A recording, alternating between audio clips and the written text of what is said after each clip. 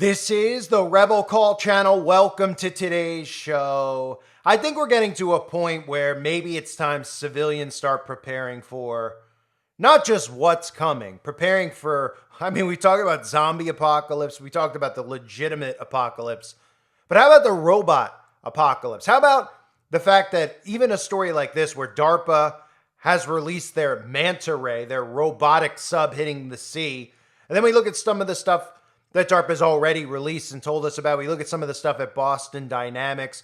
We just keep hearing about robots, but we have no idea who's controlling the robots, right? I think some of us understand how the Fallen One's technology works and who really is controlling technology, the Prince of the Power of the Air, and how this all works. But what do the regular people out there think? What do the regular sheeple think about this stuff? They don't think at all about it. They just keep hearing stories and think to themselves, neato, cool. Because they've been programmed to think nothing more than that, even though they've been told through films like Terminator, through film after film after film, iRobot, so many films about AI, the dangers of AI, the dangers of robots turning on humanity. Then, of course, we have the government come out and tell us that eventually robots are going to, kill us. And then we have stories like this, where an Ohio company is selling a flame-throwing wielding robot dog called the Terminator. Kid you not, that we actually have a company that is legally allowed to do this. Now, you can't buy a gun without going through all the different proper protocols to buy a gun, right? And of course, we all know that they don't want civilians to have guns, but it's okay to have a flame-throwing wielding dog. This can't go into the wrong hands, right? Are you joking with me? Is somebody out there kidding me? When do we say enough is enough? If you haven't seen this story about the Terminator, well, take a look. There's a new product on the market, robot dogs armed with flamethrowers. Is that a good idea? It looks like something out of a sci-fi movie, and now you can have one of these flame-throwing robots for yourself. But would you really want one? It's called the Terminator, and the remote control robot dog just hit the market with a price tag of $9,420. It has a built-in tank for gasoline, or get this, napalm. It shoots flames 30 feet out. You're probably scratching your head wondering why anyone would need a flame-throwing robot dog. The Ohio-based company selling the Terminator claims the robot dog is useful for snow and ice removal, and get this, entertainment. As you can imagine, not everyone is on board. Sounds dangerous, goes one comment. This is a joke, right? What could possibly go wrong, goes another. This is definitely a no-go. It is not a toy. It's a very dangerous apparatus that will take lives. It will cause destruction, and it should be immediately taken off the market. Then there is this exchange on CNN. I like all dogs, but not that dog. On CBS Mornings, Natalie Morales had one question. Is this legal? It is legal because flamethrowers are unregulated in most states. The Terminator, really? So when I say we need to start preparing for this, the way that I'm starting to prepare for this is preparing myself to not just learn how, because I'll show you, if you want to understand this better, how to build an actual electronic magnetic pulse. Now, that's an EMP. I'm sure a lot of you have heard about EMPs. And what they tell us to do, a lot of the MAGA, the alt-right, is to get things like EMP shield to prevent from a solar flare, right? But ultimately, what we should be doing is building out electromagnetic pulses, because at some point, our government is going to unleash these things, and we're going to need to have electromagnetic pulses to shut them down. Your gun is not going to work on these things, okay? You might be able to do some things like tie a rope around a tree, a metal chain from tree to tree, and trip up one of these idiotic robots, because let's be real, they want you to think that these things are smarter than we are, but they're not. They're not smarter than humans. They might be smarter than a lot of the younger generations now in today's world, because they think the way the computer thinks, which isn't much actual free thought at all. These computers are built off of studying patterns and studying human behavior. Most of the people in today's society are just raised off of what the computer and the artificial intelligence is teaching them. So we're going to have to think of ways and do things to make sure that we're prepared. Now, we're going to need to be able to create an electromagnetic pulse that's large enough to go against the likes of not just technology like this, some of the technology that DARPA has, which might be very difficult to do, but it doesn't mean that it's out of the realm of possibility. Now, I wouldn't be surprised if they start passing laws about people creating their own types of EMPs and making it illegal, because I think more and more people are going to start to catch on to the fact that we're going to need to short circuit these things.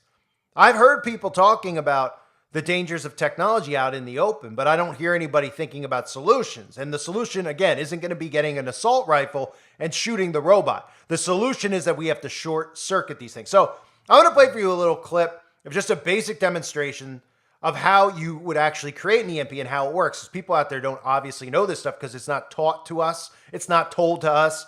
But we would have to short circuit it through an electromagnetic pulse, which you can build on your own. You would just need one that's super strong to be able to short circuit their tech. So this is what it looks like, just in a nutshell, on a way smaller scale than what we need. I made an EMP device that can jam electronics.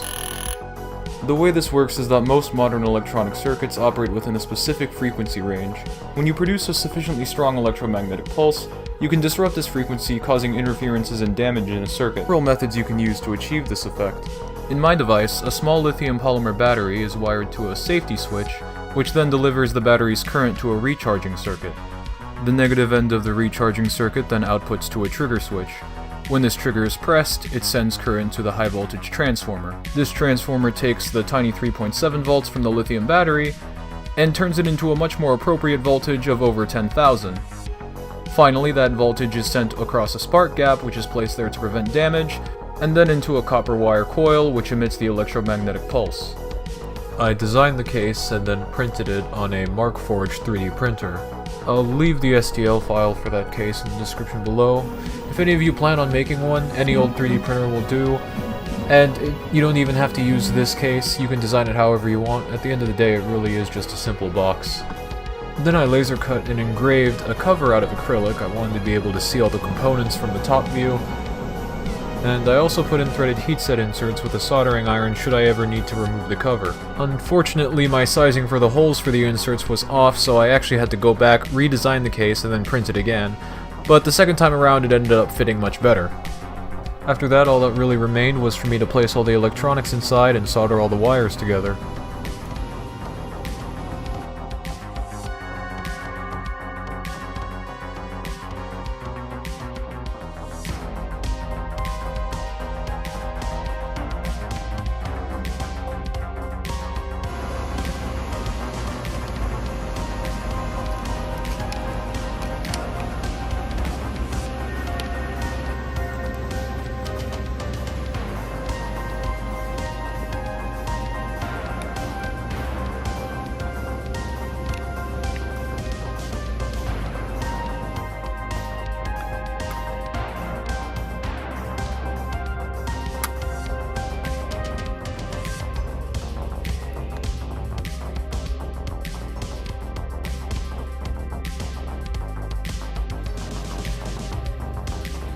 I tested my finished EMP device on some calculators, as well as various other electronics that I didn't care for lying around.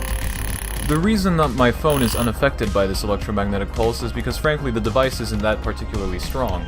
Its effective range is about a couple inches at best, and this is partially intentional to avoid any accidents. Although that's not to say that I'm opposed to creating a considerably stronger one in the future. The effects of the EMP have so far only been observed as temporary, and my favorite one is with my broken multimeter. When holding the jammer at a certain angle, I can see voltage readings induced by the coil, and then holding it over the screen just causes the whole thing to reset. That's all for today's video.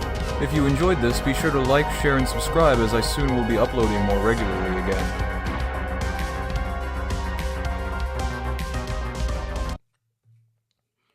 So again, that's the type of thing that we're going to need. But back to, let's just look at it from a basic level, right? Because when the military comes and they use massive, types of artificial intelligence and drone technology, we're going to need to be prepared in lots of different ways. But when we look at the ultimate firepower companion known as the robot dog that you saw earlier, well, it'll probably be easy for us to short circuit things like that. Now, I know that people think that this is all crazy conspiracy fodder and it's all hard to believe, but if a civilian can access that thing, why all of a sudden can we not believe that when we're seeing these stories about what's going on subways, what's going on in inner cities, how our government's allowing crime to run amok, why wouldn't we think that since it's going to be more difficult for these people or for people in general to get their hands on guns, that people wouldn't just start using some of this type of technology and drone technology, et cetera. Well, of course they will. The government is already using it. And really the people that we need to be most scared of is the government, not our fellow man,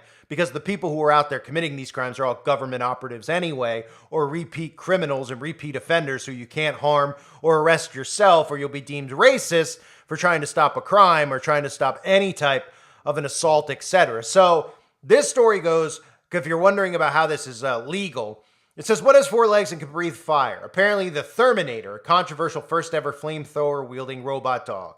According to Throw Flame, an Ohio-based company that manufactures flamethrowers, its latest invention features a 30-foot firing range, light detection, and range mapping, as well as laser sighting. So it's range mapping. So it's getting a nice overview of your property. It's range mapping. That's the same thing that they do with the fake spy balloons that they send above. People are like, oh, what's the big deal? Oh, they're just mapping out where they could drill with a direct energy weapon. So, no surprise that they're able to map, do range mapping, because I'm sure the majority of these things would be government owned anyway.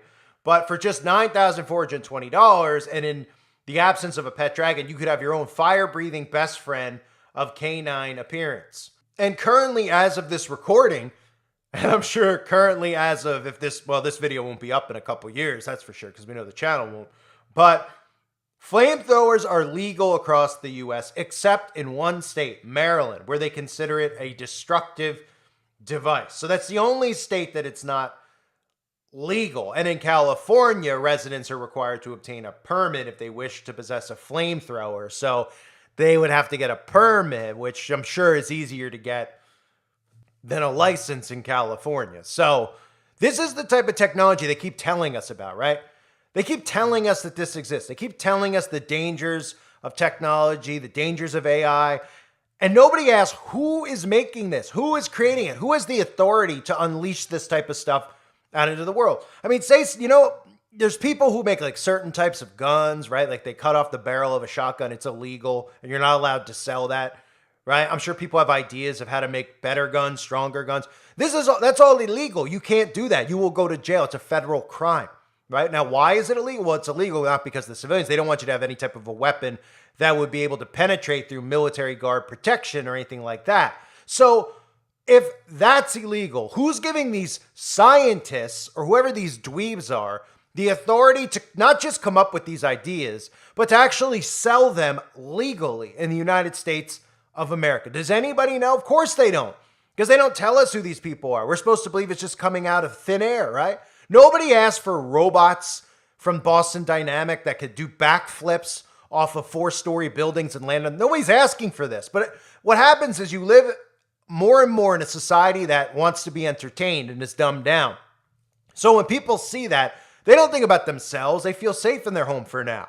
What they think about is how they can be entertained and how cool it is and what more can it do. Up until the point, of course, that the robot's got its hands around your throat and is taking your last breath. Then you might realize, oh, wait, maybe I should have listened to people out there that were warning about this versus warning about civilians owning guns, right? Because this type of technology is military-grade technology that they're selling to people. Now, obviously for $9,000, it's going to be hard for some people to obtain that type of a weapon, but it's really not that expensive when you think about the destruction that it can cause, right? And how who knows how far away people can actually operate these things. They'll tell you one thing, that you have to be within a radius, but I'm sure you could probably do this from another state and send one of these things out.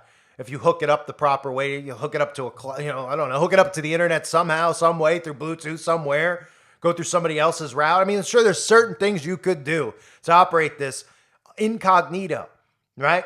So the question is, how are we allowing it, right? And the solution for anyone out there wondering is that we're going to have to start building things out that they're going to make illegal, which would cause these things to short circuit. Okay? They're not going to let it be legal because they're not going to let you be able to defend yourself against it, which is why they want to make guns illegal. Clearly, if we're able to combat this type of technology with EMPs, if we're able to prepare ourselves and build these things big enough, we might be able to protect ourselves. But I know people out there just go, well, if we have to go to that kind of effort, who cares? Until, of course, you're in that situation. It's easier said than done. When I talk about the grid going down, having food, a lot of people out there are like, I'll wait for the Lord to take me. I don't care. I get it. I know what comes next for those of us who are saved. But at the same time, I don't know if we're supposed to just be laying down to these people. Okay?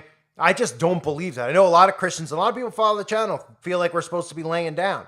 And just like, well, this is the way it's supposed to play out. Well, it might be the way it's supposed to play out, but I don't necessarily feel that God gave us this gift of life for us to just lay down and wait for God to return. I think that we're supposed to protect ourselves. I think we're supposed to be as wise as serpents and as innocent as doves. But it doesn't mean that if, an army comes to your front door and you have 2 children, 3 children, and a wife, that you're not supposed to protect them, that you're supposed to just lay down and bend over and say, take my kids and take my wife. I'm not supposed to. I mean, that's utter insanity, that type of thinking. And that's really the type of thinking that the government has instilled in people in today's society, right? Until it happens to them. So it's easy to think like that now and be like, I don't care, because it's a long shot that it's going to happen. No, these things are going to happen. It's biblical. We all know that. So don't act like it's not. But the question is, are you going to prepare for it? Are we supposed to be prepared for it? I think yes. Because when push comes to shove, somebody's going to have to be out here pushing God's word, right? We know a lot of, Christians in the church aren't going to be prepared for this type of thing. But what about, God's word? What about reaching people after big events occur and the earth is wiped off of millions and millions, possibly billions of people from a lot of these events? Is there not going to be God's word circulating anymore? Is it not going to be important anymore? It's going to be more important than ever. So that's my take on this stuff. So when we talk about, I know a lot of you are like, what does this guy think about? And other than the content I make, I have like a list of things that like I want to accomplish when I'm not making content and I'm not researching and doing stuff.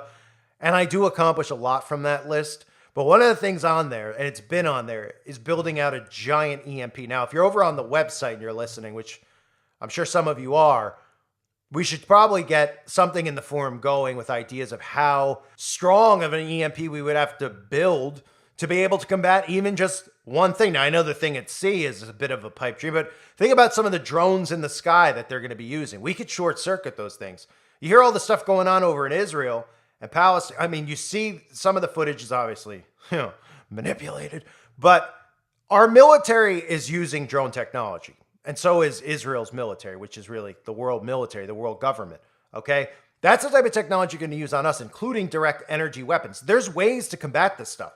Okay. And it's not by painting your roof blue, and it's not by shooting machine guns at robots. EMP is one way. Another way is there's lots of protective layers. I covered this in a separate video about direct energy weapons. Okay. There's other ways that you can actually protect your roof and protect your home from a direct energy weapon hit.